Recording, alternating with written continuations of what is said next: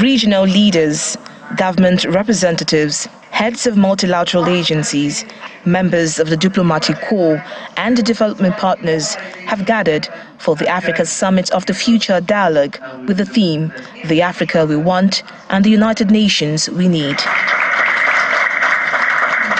The dialogue seeks to open a new vista for African policy researchers and advocates to critically discuss and advance policy research on what Africa wants and the type of relationship the continent needs to have with global bodies like the United Nations. The time has come to have that change of mindset. Africa is part of the challenges but also part of the solution.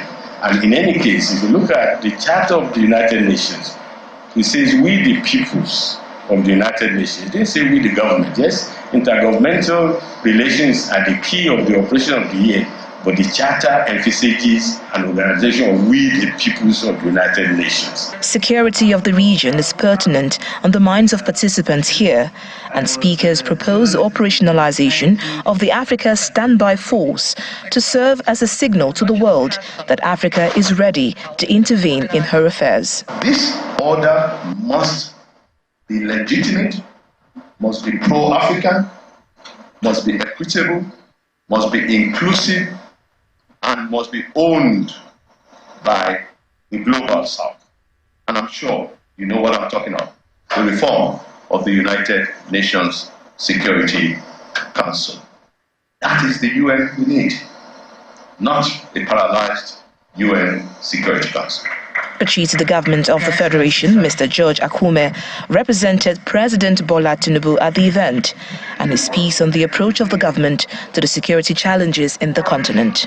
I make bold to give the assurance that at every given opportunity at the various fora in the UN and the African Union, as well as our regional economic groupings, would listen to and support your efforts to push through.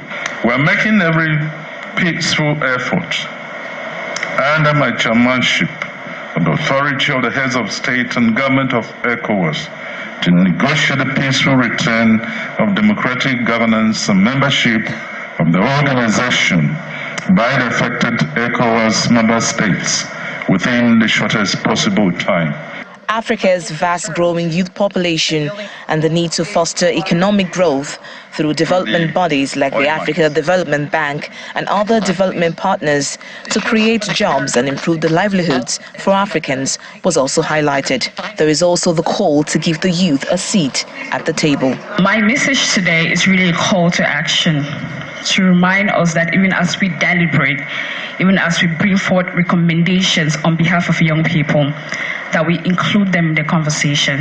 But what we really want to do is learn from your extensive experience to build on what we know and to carry it forward. The recommendations here are expected to lay a foundation for effective cooperation on the continent, as well as the establishment of an African network of think tanks that will follow up on the strategies at this summit.